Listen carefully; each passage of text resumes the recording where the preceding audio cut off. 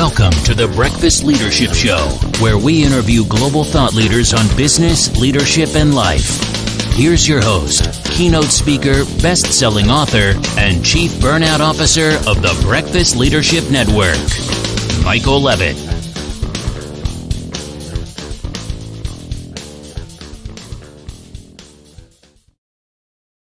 Welcome back. I've got Alexsys Thompson online. Alexsys, how are you? I'm great. How are you? It's great to have you on the show today. We talked quite a bit in the pre-show about leadership and things like that. But to start off, to share with the audience a little bit about you and this amazing work you do. Yeah, thank you. I think the title most people would know, executive coaching and leadership work in the development phase. And most recently left Texas and bought a place up in Vermont. And I'm creating some spaces and places for small, intimate, transformational leadership retreats. Yeah. So you left a state that normally doesn't get winter, that just recently had winter, to a state that gets winter all the time, and it's probably going, why is everybody freaking out about the snow?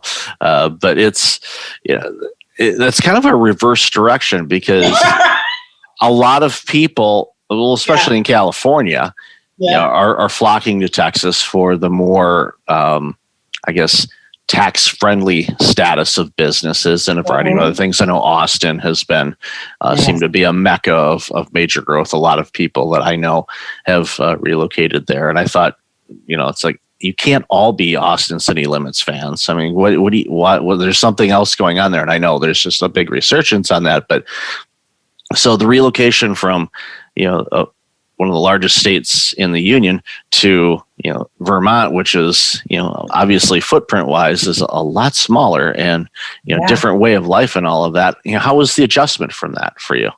Yeah, so I probably need to precurse this. I grew up here, but I left for 25 years to Texas because I hated winter.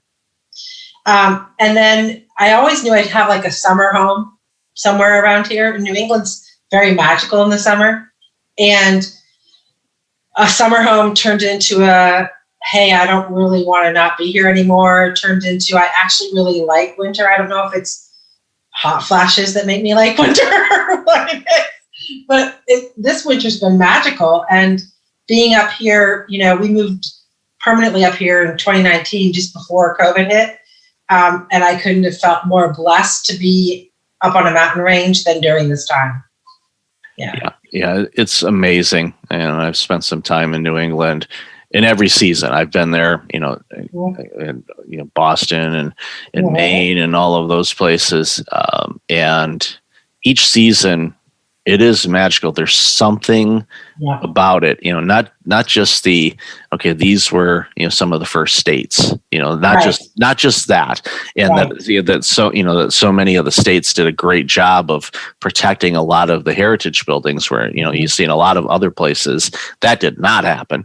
But not only that, but just there's, as silly as it sounds, is like, there's something about the air. There's this ambience about it and I grew up in Detroit. So there's an ambience about that part of the country that it's just, it feels different. It's hard to explain. And the fact that, you went back, and for a lot of people that leave where they're from and they do go back, I find, and I personally, I did go back to Detroit for what I like to say, a cup of coffee. I was there just under 2 years. I was in Chicago before that, and after being there, I thought, okay, I remember why I wanted to leave. Nothing against the Great Lakes State, nothing against Motown. Love it. It's home. Always will be. But it was like, this is not where I need to be. This is not where I desire to be. And when in your situation, you went back and you were like, I don't want to leave. And that's some self-leadership, to be able to give yourself permission to go, no, I want to stay here. And especially after 25 years of saying I would never, ever. Yeah. It was a humbling experience. Well, you give yourself grace. Pardon the lead in pun there, but that's a key component in everything in life. Is we all need to have more grace in our lives. grace towards others in leadership roles, but also grace for ourselves For sure. and how we navigate through life, because each day we're all doing the best we can with what we have at that particular moment in time. And so let's talk about, the leadership space and graceful leadership and, why that's a big focal point of the stuff that you do. Yeah. So in my coaching practice, one of the things I enjoy doing in my geeking free time is finding patterns. And so I was looking for patterns in the people that were coming to me and how I could pivot some things and kind of up-level my own leadership and my own way of being in the world. And when I did that, one of the gaps that I recognized I was bridging and that others were asking to bridge was this space between what I do and who I am. And in that space, doing a lot of really what feels like pretty brave, courageous, heavy lifting work in the internal space around aligning those things up. And the rigor and the honesty and reckoning that you're called to do when you do that work. I won't say I'm on the other side like it's a completion. I think it's a cycle that you go through. You refine and refine. But I've been through it a couple of times that I was like, hey, I think I have a path that others might enjoy, making it faster, more easy and graceful for them. And in that, the book, The Power of a Graceful Leader just evolved. So it was kind of cool. Yeah. Yeah, it's always how I talk with a lot of authors, and I've written books myself, is how a book gets birthed and created. Yeah. Each story is different. You'd think, for people that have not written a book, you think, okay, you come up with an outline, you fill some things in, you write it, and away you go. But no, there's experiences, there's life choices and life decisions that, play a part in whatever's in your book, whether it's fiction or nonfiction. There's a lot of creation. So what was it like to write the book? What were some of the, I guess discoveries is a good way to put it, that came along as you were putting the book together? Yeah, there's 6 tenets in the book, and I wrestle with 2 of them more than the other 4, and that's usually true for most of us. You'll find the 2 that kind of poke you in the eye, and one of them is transparency. And a lot of that is just my ability, my willingness, and my bravery to tell my own story, and be able to temper the fear. And sometimes it felt like a monster in the closet fear of rejection, judgment, all the things that are going to happen as a result of writing this book, right? And so, and then doing it anyway, just knowing that the calling was bigger than the rejection or fear and moving through it. So in the book, there's a smattering of extremely intimate stories of my own, not just others or the combination of clients. It's not clients, avatars of stories, but mine are me. And I've wrote them in there, and many times it's like, oh, I need to take them out, and I have to self-soothe myself to be like, it's okay, you're fine.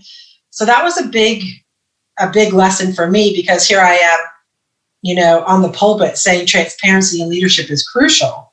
And I walked through the fire myself, and I continue to do it. So that was a humbling and awakening experience for me.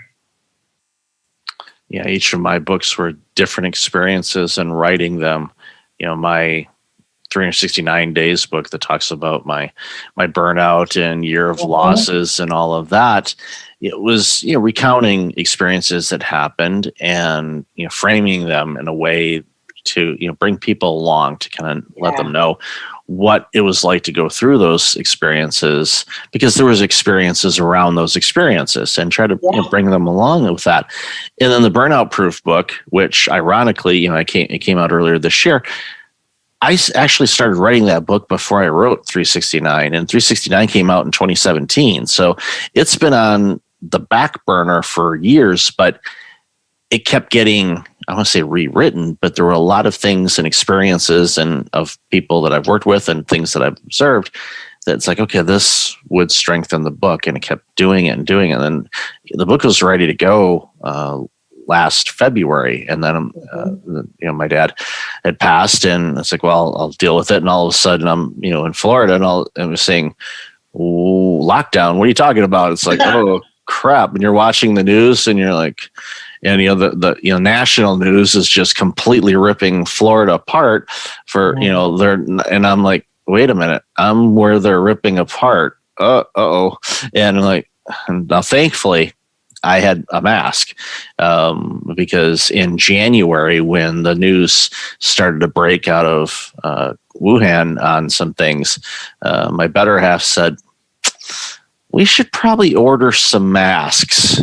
Nice. And I'm like, okay. So we did. And we were able to get them on Amazon, and because they weren't really available in stores, quite frankly, at that point or anywhere else. So we were able to order some, and then all of a sudden everything broke loose, and we're like, wow, boy, glad we did that, because I was probably one of the first, handful of people in the whole state of Florida, other than healthcare workers, that actually had a mask. Although my parents had picked up some N95 masks that they sell at construction sites. They got them cheap because they were doing some repainting, and it was a mask that my dad liked using. So they had a bunch of them. I'm like, this is insane. It's like one of, always, kind of poking fun at my parents for, buying things like that. And it's like, so you could probably sell these for about $100 a pop if you wanted to, Mom, but I'm going to tell you, let's keep them. And so, they serve their purpose for sure. But the thing about writing a book and getting things together, especially with leadership, in looking at what's going on in the world now and what's going to be happening over the next, I would say, year to 18 months, because based on what President Biden has said a couple times about anticipating that we'll get to as close to whatever normal will look like, likely about a year from now, maybe a little bit sooner, but with everything, and everything that falls into place, if it does, then a year from now, then pretty much all the restrictions should be behind us and all of that. From a work standpoint and a leadership standpoint, you have people that are going to be going back to work if they've been working from home this entire time, and they may go back to the office full time. They may go partly and work remotely, partly, a whole mix of things. So it's going to be this weird experience, and a lot of people are going to feel not just like it's their first day ever at their job, but there's going to be a whole lot of other baggage that they're going to be bringing of this long experience of this pandemic and everything that's transpired since those early days in March of 2020. So as a leader, what are some things that they can do to help, I guess, make that landing of the employee back at the office or back into a hybrid type of work environment a little bit easier for them? From your observation. It's a huge inquiry, and I have half a dozen leadership teams that we're working through all of that now. And kind of the theme that I'm seeing that most leadership teams that are, I would say, pretty evolved are landing on is that in the beginning, it's going to be a lot more voluntary and a lot more self-directed than by force. And quite frankly, we've already seen it in some of the large tech companies, but many people are reassessing whether they need a building, so what kind or how much, right? And so that's one of the silver linings, I think, in this is like one of my clients was just before COVID, they were like, the HR business partner was pretty evolved. He's like, we have to look at work from home programs, The leadership team wasn't above him, so they're like, no, we don't. They're an energy company out of Houston. It's not how we do it. It's not how we've ever done it. He had enough of the framework set up that when COVID came, they at least had something to get into to make it happen. And now the leadership team has done so much internal work around this that they have become beautifully graceful leaders in the reentry conversation. There is no command and control desire. And they're trying to figure out, like, here's the reentry program. And by the way, we're going to have a whole new process and policy around flexible work and what that means, because we know we can do it. And so that's been a beautiful, like a silver lining inside of all of this, I think, just as far as how we work. And I think it's a healthy, wonderful thing. I love hearing that because especially with the flexibility on the initial days of, okay, come in when you feel like it. It depends on, offices. If it's a smaller office, then you probably have a little bit more coordination, especially if you are, if there's people that have been vaccinated and haven't been vaccinated and that kind of mixture of things, then you're like, okay, we got to make sure that we're taking the necessary precautions. Organization I help out with, they've got, a couple cubicle areas where 4 people sit in. It's a smaller organization. And we've done our best to say, okay, the 2 people that sit closest to each other, okay, don't come in on the same day, and things like that. And but sometimes they can't avoid that, and they take the necessary precautions and are doing everything that they can, keeping the distance and everything like that. So it's working. But even for that organization, it's like, okay, remote as much as you can. Don't go in unless you need to for something. The previous year, kind of going, sideways, or kind of like what you said about moving in 2019. 2019, there was a big endeavor to automate a lot of things, and also online, virtual, from wherever kind of things. It's like, in case there's a snow day, or, something is, bad weather, or you're not feeling well and you need to check something real quick. You don't need to come into the office just to do that. Well, that created the foundation for being able to do what they've been doing since, a year ago. And I think a lot of organizations should look at, instead of, okay, now we return back to work. No, let's not return back to what in many cases wasn't working. Exactly. And let's, I've used this phrase, and I've heard others use this phrase, and calling this the Great Reset. And giving us an opportunity to take a look at, what do we do? Who are we as an organization? Who are we as a leader? Who do we serve? How do we serve them better, while making sure that we're taking care of the people that do that serving? And when we do that and have that open dialogue, and no more of the leadership tiers. I mean, there still has to be somebody in charge to sign the checks and make the big decisions and all of that. But decisions are a centralized input, which is central. Everyone has input on where things should go. And when you have an environment like that, then they have a say, instead of this, okay, please come in these days now. Are you getting your work done? Yeah. Okay. I don't care where you do the work. I don't. I'm not, and I've, not to get on my soapbox, but it's like, I always tell people, again, coming from Detroit, we need to say goodbye to the Henry Ford way of working in office settings. It never worked. It was never designed for that. Tasks assigned to people. When they get them done, they get it done. Have a deadline, let them do it. And if that means they get everything they need to get done in 4 hours, have a nice day. If we need something, we'll send you a message. Instead of paying for this, well, you got to be here 8 hours, where you're giving somebody 3 hours of productivity max. So max, okay? Yeah. Like, why? And I don't want to give anybody ideas. Oh yeah, you can only pay them for 3 hours. No. Nope. Get rid of the hourly component for many office jobs. Go with you are a graphic designer. You design things for us. We will pay you 65 or 75 or whatever graphic designers make in a year. We'll just say 75,000 to make it easy. You get $75,000 a year. You design graphics for us when we need them, and we'll establish deadlines and time frames and all that good stuff. Then it's up to you to do it, because you're the professional. If you get it done in half the time, great. Awesome. We're still paying you the $75,000. I'm not paying for time. Right. I'm paying for service. I'm paying for a result, and getting that time component removed from it, I think, is going to go a long way for helping a lot of organizations reduce burnout amongst their teams, and giving people a lot more freedom to do what they want. Yeah. Interestingly, one really cool side effect of that I've witnessed is that when organizations do that and they're honest about it, and they don't say it then not do it, when it's all congruent, the people that get the work done in the 3 hours and still have some more time on the books, let's say, oftentimes they're innovating. and or they're reaching across the aisle and saying, hey, how can I help you?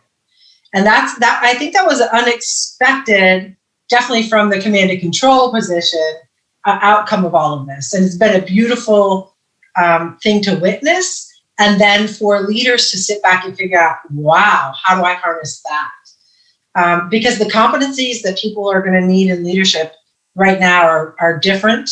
Time management's not really a thing, only for yourself. You don't need to manage my time. You need to manage your time. What you need to do is, inspire me a little, right? And help me understand how I tie into the outcome of the bigger purpose in life here at ABC Company. And then kind of let me loose to do my thing. And then let me know when I did it well and adjust when I need a little help.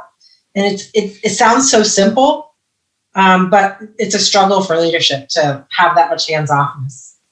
It's very difficult. And I think it was on LinkedIn. It was just on the side where they have some headlines. Mm-hmm. And I didn't go into the article. I thought, well, because I looked at it and quite frankly, it pissed me off.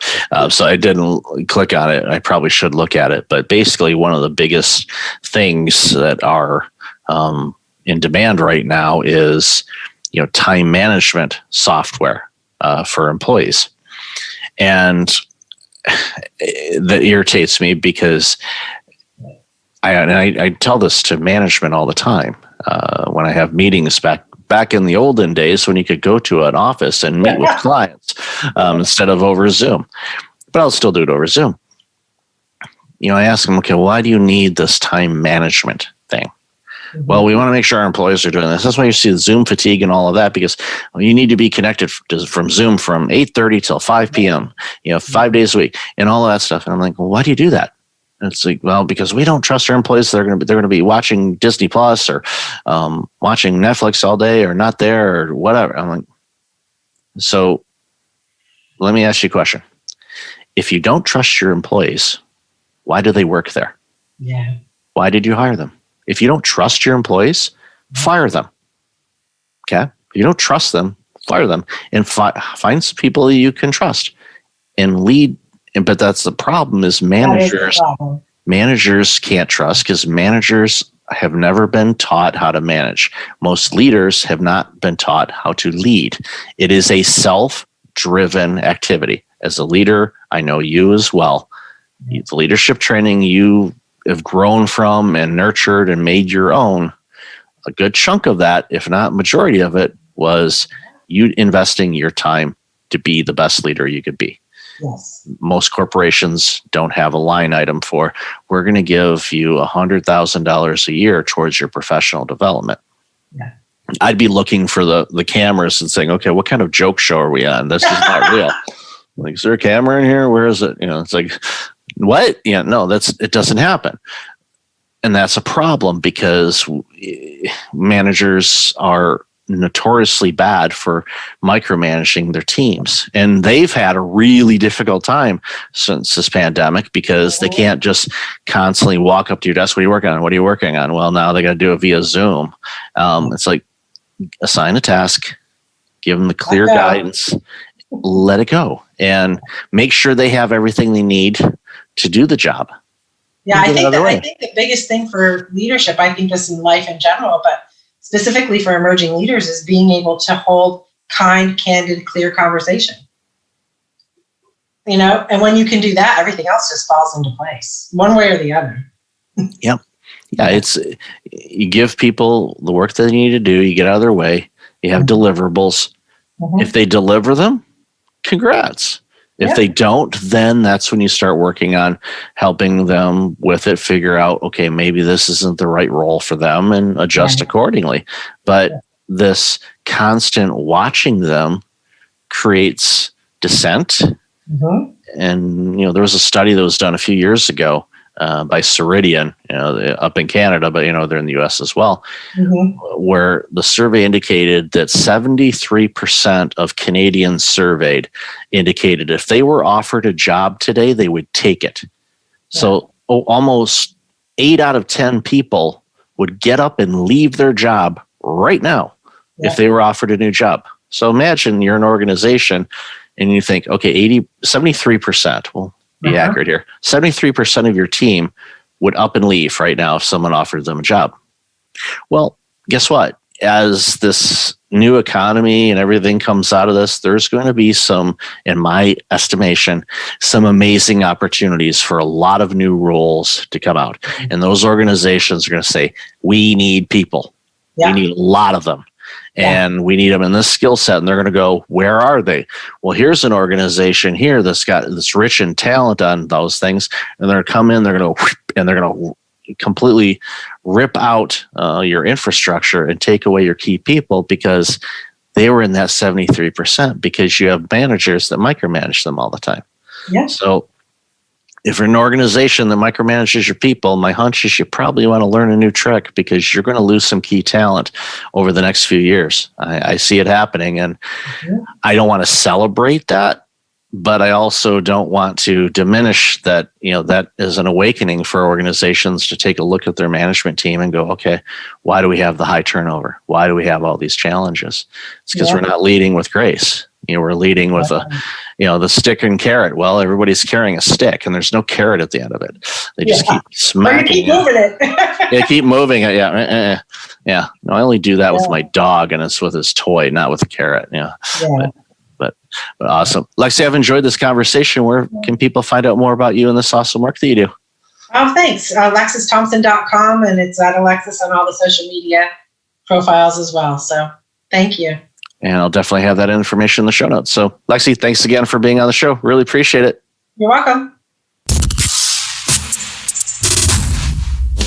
Thanks for listening to the Breakfast Leadership Show, part of the Breakfast Leadership Network. Visit breakfastleadership.com for tips on empowering your business and your life.